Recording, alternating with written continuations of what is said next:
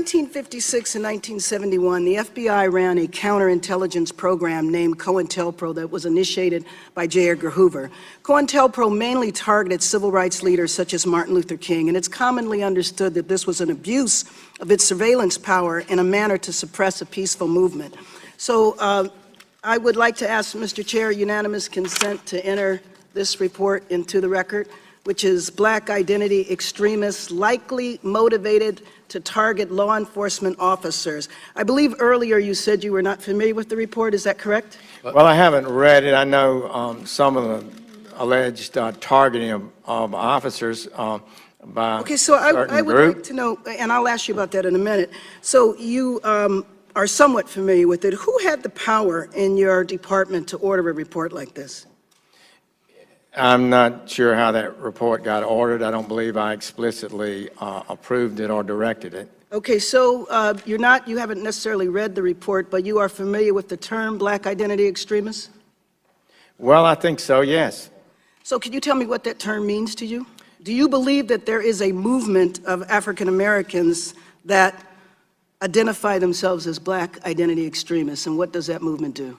Well, it'd be interesting to see the conclusions of that report, but I'm aware that there are groups that do have an extraordinary commitment to their racial identity, and some have transformed themselves even into violent activists. Are you aware of white organizations that do this as well? Given that white supremacy is well-documented, well-researched movements such as the neo-Nazis, the Ku Klux Klan, etc., are they white identity extremists? I didn't follow that question, please, again. Is there a term or a report on white identity extremists? You mentioned you were familiar with black people who identify with their racial identity. Yes, but it's not coming to me at this moment. Not coming to you? It's certainly a group such as the Ku Klux Klan. Yes, and then the skinhead movements, but there's a racial identity white movements that have been identified for sure. So has the FBI done a report on white identity extremists that are likely motivated to target law enforcement officers? Is there such I'm not a aware report? of that.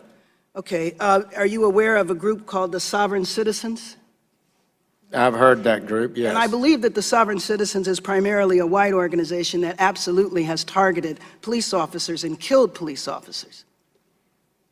You're not aware of that? I'm not aware of all their crimes, but I know they're a group that's known to have violent tendencies. Could you name an African-American organization that have committed violent acts against police officers? Could you name one today? In this report, they name organizations from 30, 40 years ago, but can you name of one today that has targeted police officers in a violent manner? I believe I could, but I would want to be, to confirm that and submit it to you in writing. But I believe we had, within the last year or so, 4 police officers killed by a group that some have described as extremists. So what has happened is that there have been a couple of incidents in which African Americans did kill police officers who were not associated with a black organization. And so one, for example, in Baton Rouge was associated with Sovereign Citizens, which is primarily a white group. So you should know that there's a lot of concern in the community, especially from organizations such as Black Lives Matter. By the way, would you consider Black Lives Matter a black identity extremist group? I'm not able to comment on that. I have not so declared it. So you should know that a lot of activists around the country are very concerned that we're getting ready to repeat a very sad chapter of our history, where people who are rightfully protesting what they consider to be an injustice in their community, which is their relationship with police officers, are now being targeted and labeled as extremists and are going through periods of surveillance and harassment. So today, ladies and gentlemen, we're here with Rakem Balogun. Now, this brother was arrested under the Black Identity Extremist label, which we all said on social media is a bunch of BS and just targets black people for identifying who they are. So Rakem, thank you for joining us. Thank you for having me on. So Rakem, when I first heard about your arrest, I couldn't believe it. And I started looking into what you had going on. You was, definitely practicing your Second Amendment rights, right. Helping other people train in the community. and I could understand why were you targeted. So why do you think you were targeted by the FBI? I think that overall it's targeted due to the activity of my organization, Guerrilla Mainframe, the things that we was doing in the community, and the consistency that we have had since 2008 of being consistent with certain programs such as our food, clothes, and shelter program, which, you know, we provide those resources to homeless people and people that come from sub-poverty areas of Dallas. Also, we have another program called Guerrilla Mainframe martial art program, and that program is a program where we're allowed to get the children, you know, the women, the men from the community, consolidate us. You know, we work out based off of concepts of self-defense, community involvement, and fitness. Also, you know, we have other programs such as Geronimo Tactical, which is a self-defense program based off of firearms and promoting the Second Amendment. And, you know, Guerrilla Mainframe, we are co-founders, I myself particularly, of the Huey P. Newton Gun Club, which was started here in Dallas. Okay, so based off of what I'm hearing, you know, you're practicing your Second Amendment rights, you're teaching self-defense, you're feeding the community. I still don't understand why you were targeted. Well, you know, based off of studying the B.I.E. FBI document, it seems like the FBI is trying to foster a narrative of that there is some potential threat among black people who are unapologetically black and proud. And what they're trying to do is criminalize us and make us seem as a threat to society, you know, which we're not. And so they have to create that narrative by, you know, using certain situations from abstract, you know, shootings that have happened in police with individuals around the country that have nothing to do with each other, you know, but they try to say this ideology. But the thing about it is the FBI B.I.E. memo does not pinpoint an ideology. They use very broad terms such as separatists. Well, there are all type of black separatists. You know, you have black separatists who does not believe in any form of violence. You know, so even being black separatists, it breaks down to different ideologies, and all of them do not support armed resistance, you know, to that level. But this is something they have to foster and put fear amongst, most importantly, the different local police forces all around the country, because that's who they send that memo to. You know, that memo, they could care less how we feel. When the police agencies get it all around the country and it comes from the FBI, they have no choice but to take it serious. And so if a police officer pull over a black man who is wearing red, black, and green, or wearing a dashiki, or may have a Malcolm X hat on, or maybe a bumper sticker or whatever, some type of paraphernalia that reflects being black and proud, you know, they can use that as a narrative. If that situation go wrong, they can say, hey, look at this person. Look at his previous Facebook post, you know. So this is the reason why they're doing this. They're trying to create a narrative to where they can attack the black and light and conscious community. Well, when I read a lot of things concerning your arrest, there was claiming, accusations, of course, that you had made a Facebook post about the shooting with Michael Johnson, and that's why they started to kind of start telling you. This is what I read. Well, they was telling me prior to that post. They was telling me since 2016, at least early 2016, So that was prior to Michael Johnson shooting up downtown Dallas. Actually, that post that I made acknowledging Michael Johnson for the sacrifice that he did for his people, no matter if we agree with it or not, you know, we have to acknowledge it as a sacrifice for the Black Holocaust. And so that's all I did. And two, they used that in my bond hearing. My case, I wasn't criminalized because of that Facebook post. I was criminalized because they knew that I was advocating for firearms. So they tried to say that I was illegally possessing a firearm, which they knew I wasn't. But the thing about the Facebook post, the Facebook post, is that when I was arrested, I was rushed into a courtroom to stand in front of a federal magistrate judge with a public pretender next to my side. I have not had any opportunities to make any phone calls, contact anybody, or even contact my own attorney.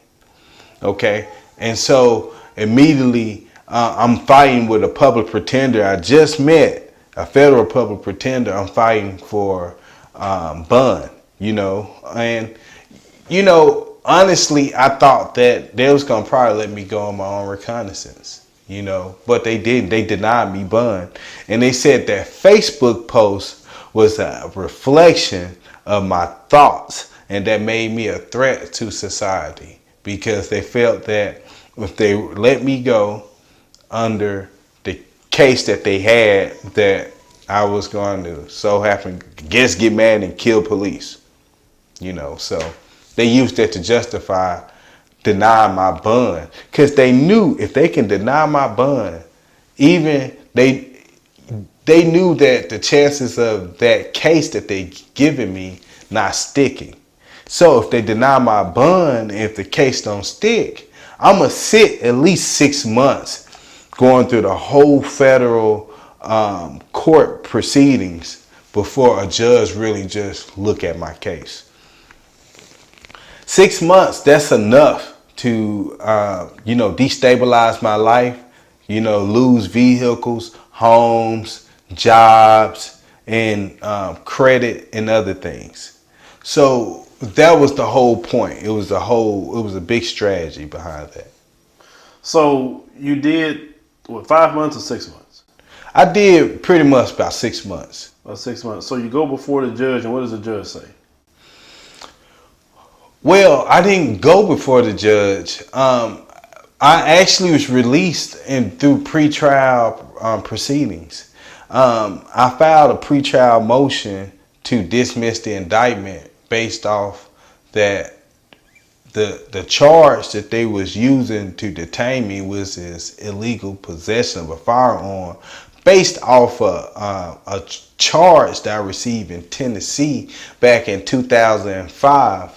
Was not equivalent to the federal statute, which would deny me from my Second Amendment right. And so this is what happened. When I was 21, I was living in Memphis, Tennessee, and I got into an altercation with somebody I was dating. This altercation did not require any physical damage or any physical interaction. It was an altercation of a disagreement. Once the police responded, the police did not charge me with the right charge. And when I got to court, my finances was exhausted at that time. I was uneducated about the criminal justice proceedings, and I just trusted the public pretender that they gave me. And he told me, hey, you sign this document, we'll let you out today. Just sign this document, And so, you know what? They were like, if you don't, you're going to have to pay money to get out. Then you have to go to trial. Then if you bond out, they're going to expect you to buy your own attorney. You got to go to trial. That's going to be a lot of money. You can just sign this paper and leave today. So, hey, that sound, when you're detained, When you're trying to get out, hey, if all I got to do is sign this paper. So I did that. I signed the paper, and I accepted a charge that I didn't do. And it was an actual domestic violence charge. It wasn't the actual situation that actually happened. Okay, so that what my pretrial motion was based on. I feel that the FBI, they definitely knew that they had a loophole of detaining me, and they knew that it was some confusion. So it was going to take time for all the confusion to be sought out. But during that whole time, I'm sitting in jail. So when I'm listening to this case and you're talking about gun rights, Second Amendment, did the National Rifle Association contact you? No, never. Not one time? Never. Because we always talking about, they always mentioning gun rights and fighting for the Second Amendment. And we say a lot online that the NRA isn't there to defend the gun rights of black people. They really are only there to defend the rights of white people. Well, it's gun privileges. That's what NRA promote is gun privilege. It's not about Second Amendment rights for everybody. It's about privileges. And we already know who those privileges for. Mainly white people, and it's a class privilege as well. Upper class citizens of other races as well. So NRA didn't reach out to me at all, and did not correspond to any media that reached out to them. On my perspective, but who did reach out was the National African American Gun Association, NAGA. They did reach out, and they did provide financial support for legal representation. Okay, now also you served in the military, correct? Yes, I was in the United States Marine Corps. You being a veteran of the U.S. Marine Corps, how did you feel that seeing your country come against you for teaching gun rights, helping your community, doing something that's honorable, and that we all talk about what black men should be doing? Right. How did you feel about that? Well, it just reconfirmed what I saw within the military, which was racism from white men, And so the Marine Corps, the military, you can say it's like a federal level of government, just like the FBI is. And, when you look at the FBI statistics, very few black people work for the FBI. They have a history of being a racist entity, from COINTELPRO and even prior to COINTELPRO. And, we have watched the FBI for so long, actually watch us, be attacked by racist mobs and policemen, and not intervene. But as soon as we talk about a culture of self-defense and try to organize anything of that nature, the FBI is there to intercept us. We see white militia groups all over the country doing exactly possibly what you're doing, training, teaching people, like the 3%ers, Oath Keepers. Many of they show up with their guns. They go to Charlottesville. They go wherever they want to go and not be bothered. So how can they legally get away with that, but your group is targeted? Because they're patriotic, and we know that what they promote is the interests of, right-wing conservative white people. And, we promote the interests of poor working class people, that, who work every day and still struggle. And so, when you look at federal level government, who do they relate to the most? The American minority working class, or the masses, which is white middle class individual. And so they have the privilege, the white privilege and the patriotic privilege to do that. Just like they had the same privilege to show up in South Dallas in 2016, a group called B.I.E, Bureau of Anti-Islamic Relations. They tried to show up to Mosque number 48 in Dallas, in South Dallas, and we was there to meet them with our firearms. And so it was a pretty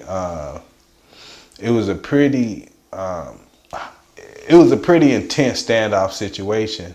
And that white right-wing extremist group was escorted and supported by Dallas Police Department.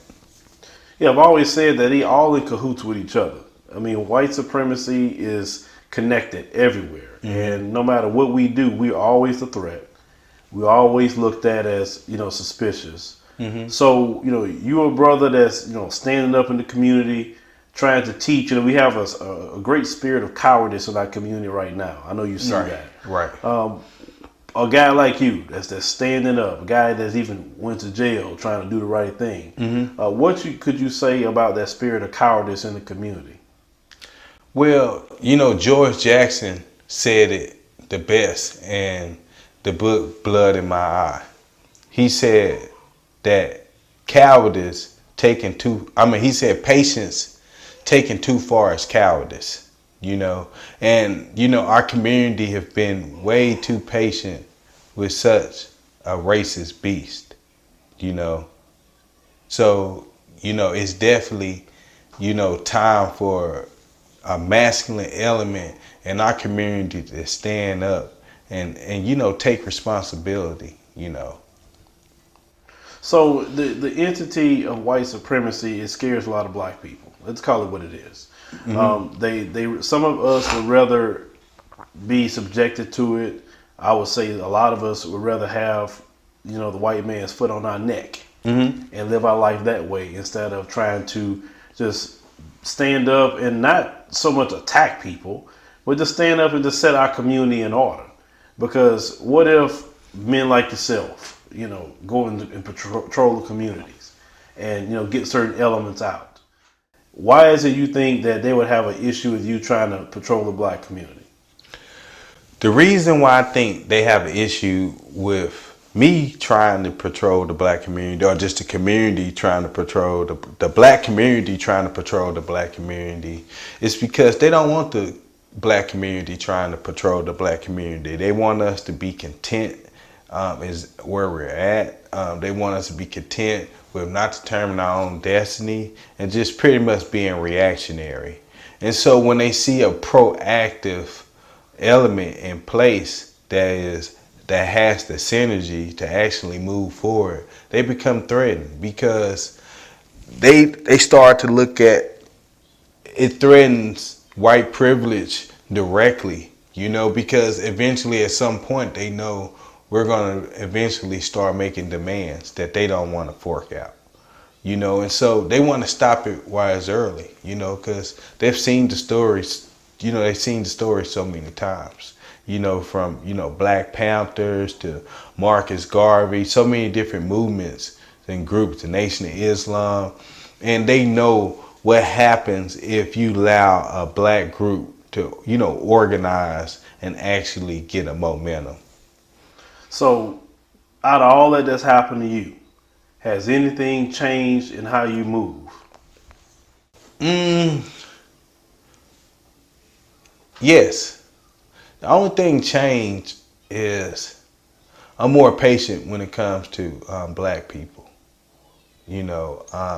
I definitely understand the dire need for black unity and for black solidarity.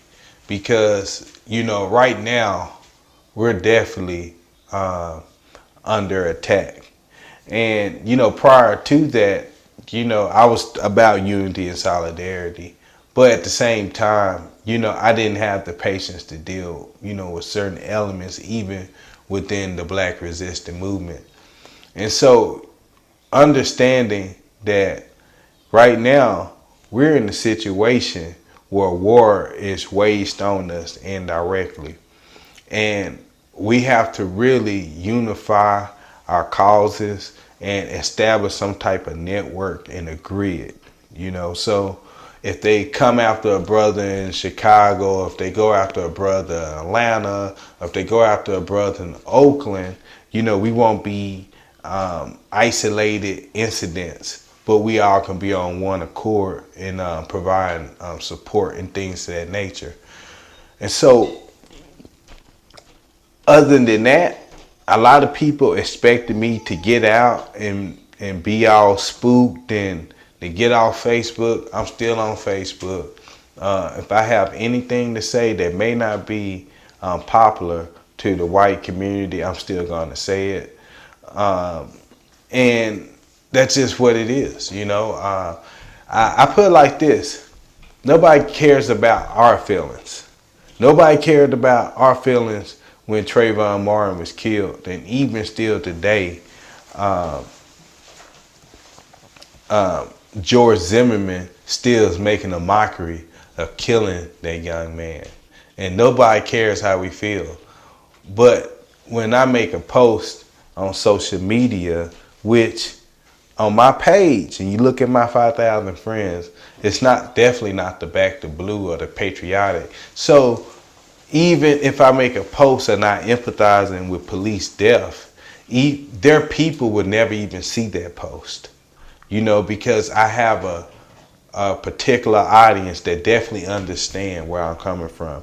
They know that I'm not a brother who is somebody who wants violence or anything of that nature. They know I'm a brother who is serious about our people determining our own destiny and getting liberation. So you mentioned this unity and solidarity. How do we do that? Ever since you've seen everything, you got to go, you know, whether in the jail, you got to see what the brother's dealing with there. How do we do that? Well, we do that by focusing on the things that we have in common, not the things that we disagree with. If we have in common that, you know, black people need to be defended and we need to provide protection for our people, then that's what we focus on, okay? Or let's just say we have in common that we believe that black economics is a thriving source for our community, then we just need to focus on that. I think a lot of times black people, we're not patient with each other, and sometimes we can be very dogmatic with our ideologies and our approach about going about getting liberation and justice. And so, you know, when we have, you know, we struggle with cognitive dissonance, you know, even with being conscious, because, you know, if I'm a Hebrew, this guy's a Moor, I'm not, you know, we both might be talking about good things for the community, but we're not hearing each other, you know. I don't think we're hearing that, hey, he's a Hebrew, he's a Moor, he's RBG, he's this, he's that. But, you know, what is going to trickle down and affect things in our community. And that's what it's about. And so, you know, solidarity, one, has to be a culture that has to be continuously promoted in our resistance. You know, this is something that has to be in all our heads. We have to constantly promote this, and people who will work against us being solidarity, we must give them, you know, constructive criticism. And that's the biggest issue amongst solidarity, amongst black groups. It's not knowing how to criticize each other in a constructive way. You know, maybe our intentions may be constructive, but our approach may be more destructive. And we have to, you know, have ways to go about things, how to communicate and things of that nature. And just to be honest with you, you know, nobody never taught us anything. You know, we didn't have generations that say, hey, I'm handing this organization off to you. A lot of the organizations that are around today, that are on the ground and doing things, was not around 40 years ago. You know, and so there are young people who are out there, and we're just figuring things out as we go. You know, none of us are perfect. None of us was raised to be organizers or activists. It's just we jumped in there, and that's something we have committed to do. And so amongst this struggle, you know, and that's why it's called a struggle, because one, we're going to struggle with each other as organizers, activists, and etc. Two, we're going to struggle with our community with trying to bring about a change within the community. And three, we're going to struggle with white supremacy, capitalism, and imperialism. So it's a big struggle. And most importantly, we struggle with ourselves as individuals, you know, of trying to make sure that we're not being liberal, you know, with our own political ideologies. And so we have to be honest with ourselves. We have to be honest that none of us have the overall game plan. But if we bring our pieces together, we can create that. That's something I agree with. I believe that we're too tribal. Yes. And that tribalism is just what's hurting us a lot in the community. And, oh, your person is a Christian, or maybe they say they not. Or like you say, Hebrew Israelite, Nation of Islam, more, 5%. Everybody's different things, and they want to claim that. But at the end of the day, when white supremacy look at us, we all just one big black person that they hate. Right. It's just that simple when it comes to the white supremacists. So I'm with you on that 100%.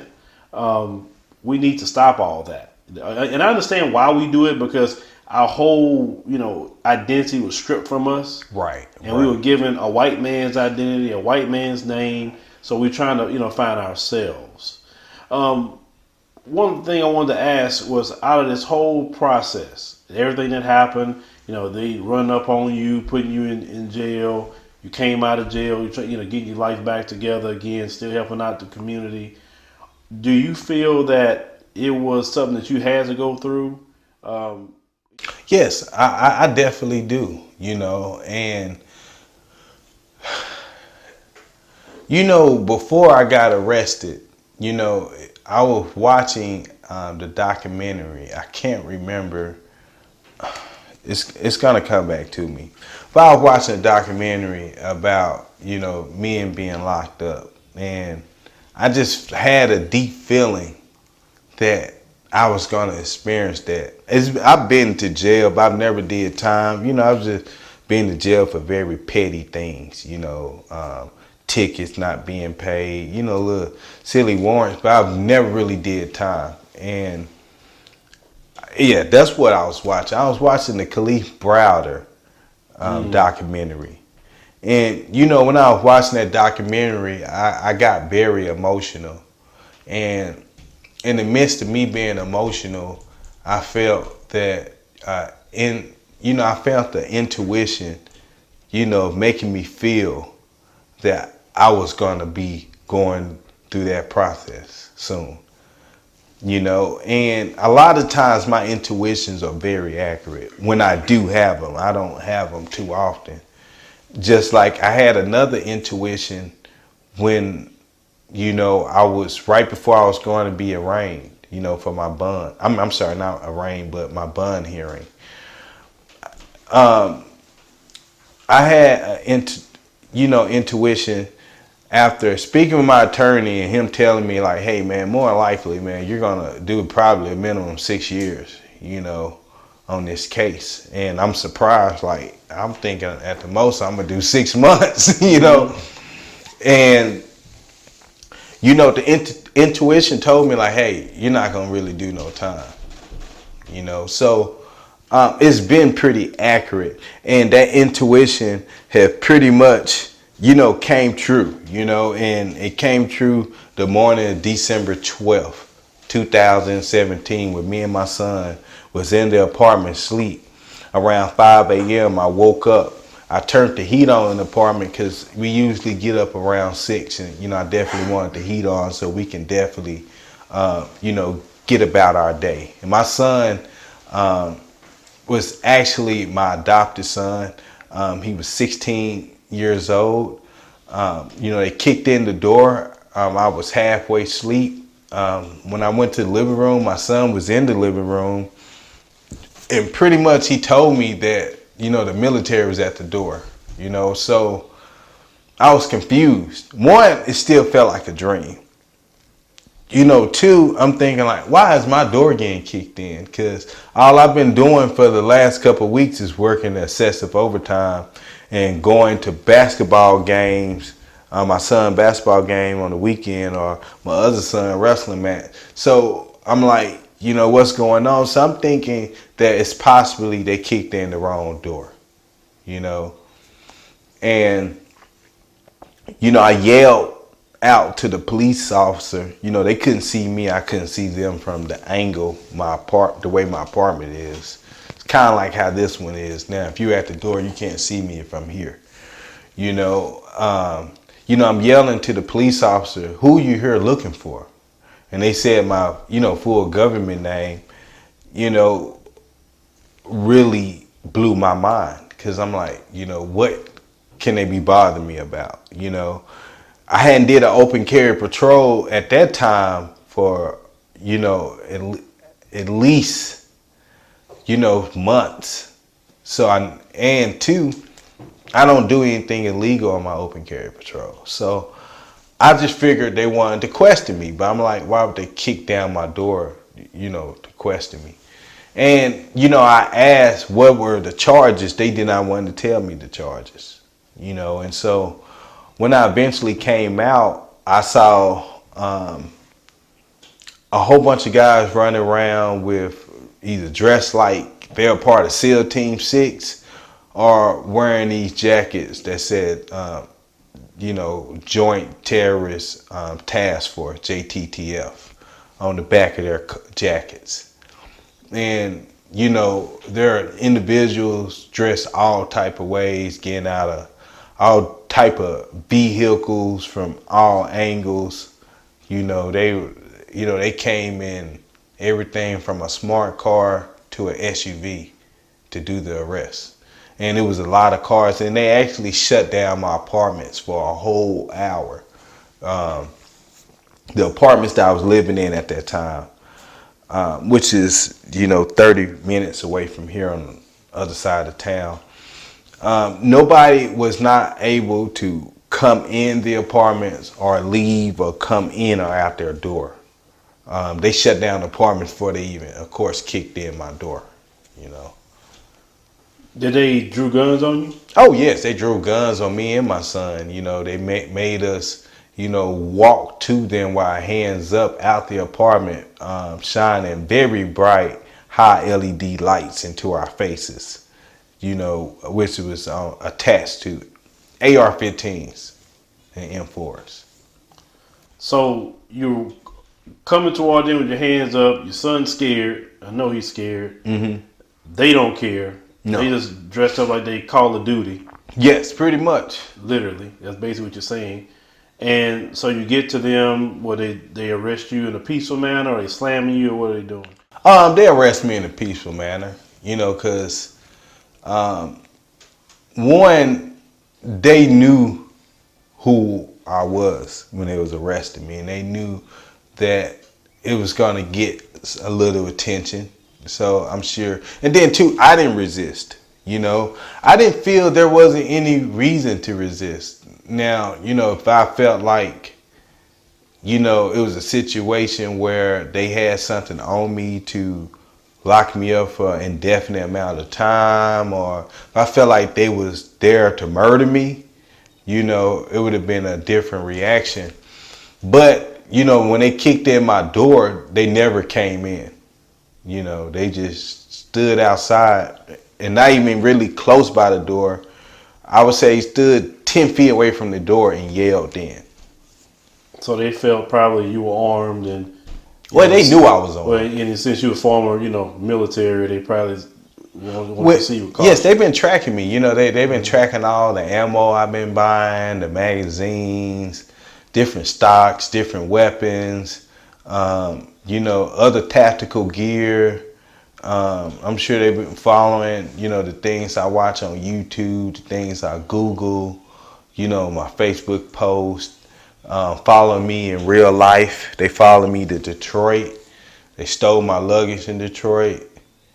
Yeah, so they knew what they was dealing with, and they knew that I was somebody that was level-headed. You know, they knew I'm not the extremist that they try to present me as. They know me for what I am. Also, you know, they pulled up in Humvees, military Humvees, with mounted belt-fed weapons attached to the top of them. You know, and these the same desert tan Humvees that you see in Iraq, you know. So that's why my son thought it was the military, because the way they was dressed, they, you know, when you see regular local Dallas police SWAT, you know, you know when you see them, you know, the way they was dressed and, you know, the way they're dressed and things of that nature. The way these guys were dressed looked like they came straight from Afghanistan. They didn't look like urban police. It looked like straight military. And, you know, I know because I am prior military, you know. But, you know, they was, you know, wearing green and, you know, green camo type clothing, you know, and, you know, they came pretty geared up. They had everything from Kevlar helmets to black jackets to M4s with, you know, they had, you know, guys holding, you know, bulletproof shields, you know. So it was, this whole situation was definitely an overkill, you know, because even the weapons that I had in my house were not weapons that, you know, was something that would call for that. You know, these are basic weapons that an average American would have in their house. You know, it ain't like, you know, they found any weapons that was altered or any bump stock magazine, you know, I mean bump stock weapons or anything of that nature that make it look like that I was possibly planning for a mass shooting or killing police officers or whatever their concept of B.I.E. would do. I don't know. But I'm glad you mentioned mass shootings. Now, I haven't seen any brothers that have gun clubs or any brothers that's doing open patrol. I haven't seen them doing the mass shootings, but the ones I keep seeing doing the mass shootings are white males. Matter of fact, the one in Thousand Oaks, California, he was a former Marine actually, at the Country Western bar, but yet they don't track them. Well, you know, I think they do track them. I don't think they harass them and arrest them like they harass and arrest me and other brothers. But, you know, a lot of people are being tracked and don't know. And a lot of people who have nonviolent tendencies are being tracked, you know, as terrorists. And that's the thing about it. You know, since I've been arrested, I've been able to really look more and more into this black identity extremist thing and understand how the FBI is able to do this. And they do this through a concept that they call domain management, where they have actual neighborhoods mapped out and within the major cities of America based off of race, you know. And so obviously the FBI function as some form of racial surveillance, and to me they're just straight up race soldiers. You got to experience it firsthand, because we don't have any white identity extremist labels, and if you read the document, anybody could be a black identity extremist. Right. If you want, you know, your own schools, they talked about in the document, you promoting one of your own banks, your own, you know, city government, institutions. It said nothing about even committing violence. It just meant that if you just want those things, that means any black person who advocates for the black community and want to see them do no different than what we see Chinatown or you know, any other group have theirs. And that's not an identity extremist, but the moment we do it, and all of a sudden it's a problem. And it seems like they want to hold on to us for dear life. They don't want us to do for ourselves. No. They don't want us to do for ourselves. We do for ourselves, then we'll be able to develop institutions that will challenge their institutions, and not only challenge their institutions, but demand the reparations that we're owed. And they know if we develop our political parties, that conversation will definitely, at some point in time, will eventually have to take place. So if they keep us, and because they owe us a lot, you know, and we have to, but the thing about it, we're so disorganized, blacks, we're classified as so many different things under race. You have some black people calling themselves Latinas. You have some blacks calling themselves white. Some calling themselves Indians, and some saying they're not black. It just, and so if they did decide reparations, who would they give it to, and who will be actually considered as black? Because they'll find some way for white people to say, well, hey, in slavery, back in the slavery days, my great-great-grandfather was one part African-American slave, certain part African-American slave, so I should get something too. So it's a big conversation that could come out of us being organized and getting on one accord and things of that nature. And then too, they just don't want to see us determine our own destiny. Because if we develop our own institution, our own institution will have enough resources and enough effort to be able to investigate the FBI, to investigate the DEA, to investigate IRS, to investigate and be able to find our own conclusions, So, they don't want that. They want us to just keep being happy with our trinkets and going to work every day and smiling and fighting each other on social media. Yeah, they love that. Now, after experiencing all that, and did you ever think in your mind, you know what, man, I'm about to go to Africa? Yes.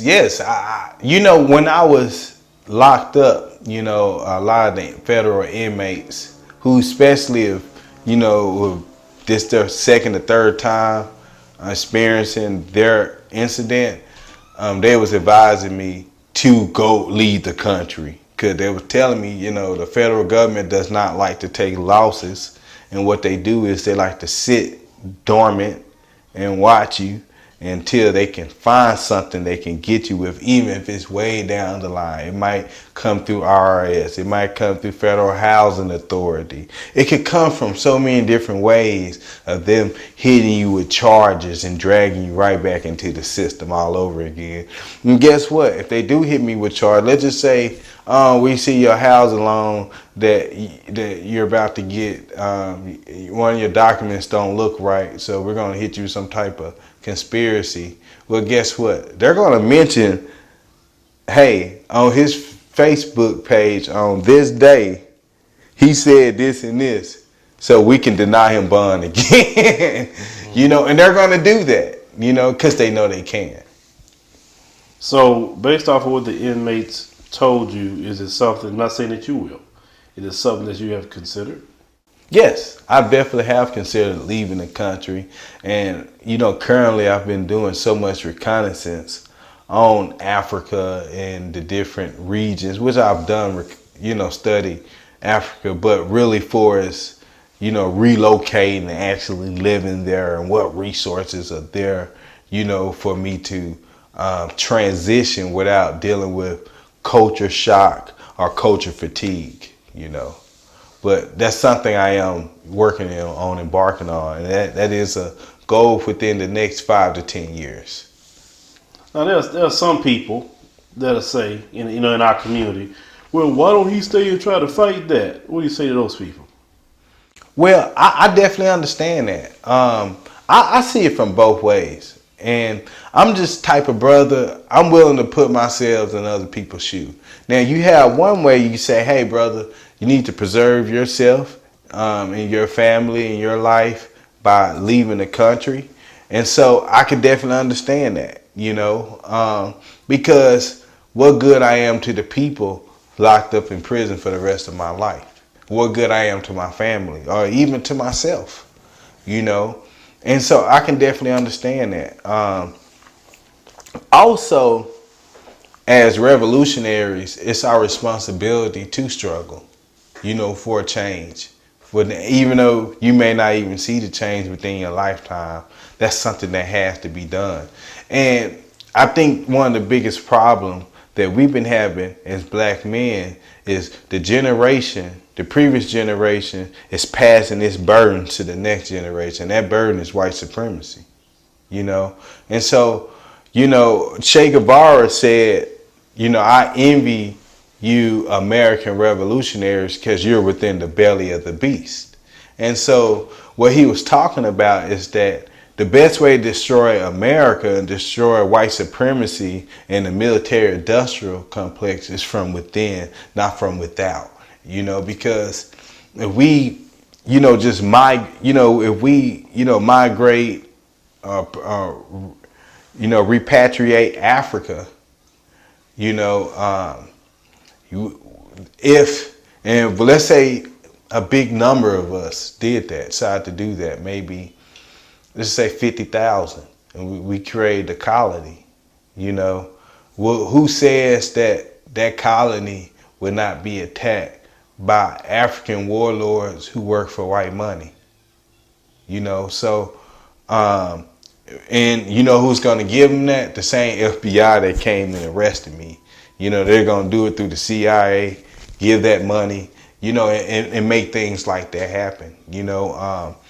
Another thing that's vaguely talked about is white militia groups, private white militaries being in Africa. The majority of the world's military for-profit organizations are based out of Africa, and they're European, and they're operating in Africa right now as we speak.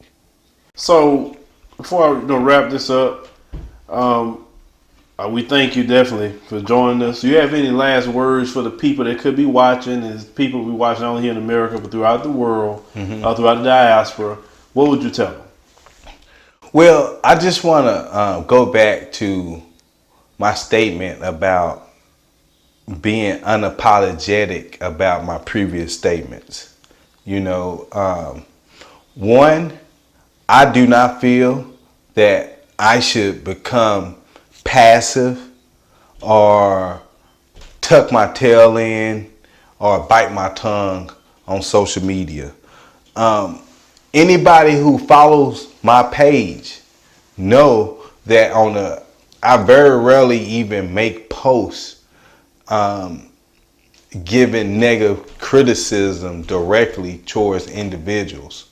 And so when I do make a post about police and not empathizing their death, that's not something I do on a daily basis. That's not who I am. That's not what consumes my timeline when you go on my Facebook page. What consumes it is things as, program or working with youth. What consumes it is working in community gardens or feeding the homeless or areas within our community that has a high black on black crime fratricide area, doing open carry patrols and things of that nature. That's what consumes my Facebook page, not, hate rhetoric or anything of that nature. So, that's just something I definitely wanted to be able to get that out there, because, a lot of people is like, oh, I bet you're going to stay off Facebook now. I just want to say, hell no, I won't. And if anything, 2019, I plan on going a little bit harder in the paint. Going harder in the paint, not go back down. Forward ever, backwards never, and I refuse to let these FBI pigs intimidate me and turn me into a coward to where I reverse my stance or become more passive on my approach. It's nothing extreme about self-preservation, and if the FBI want to label us extreme just because we want to survive and live, then who's the real extremist? And that's the real question we have to ask ourselves.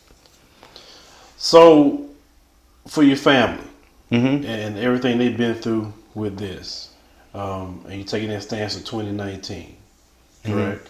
How do they feel about that? My family supports me. My family know it's nothing wrong about what I do and my stance. And they're with me 100%. This is bigger than me and my family.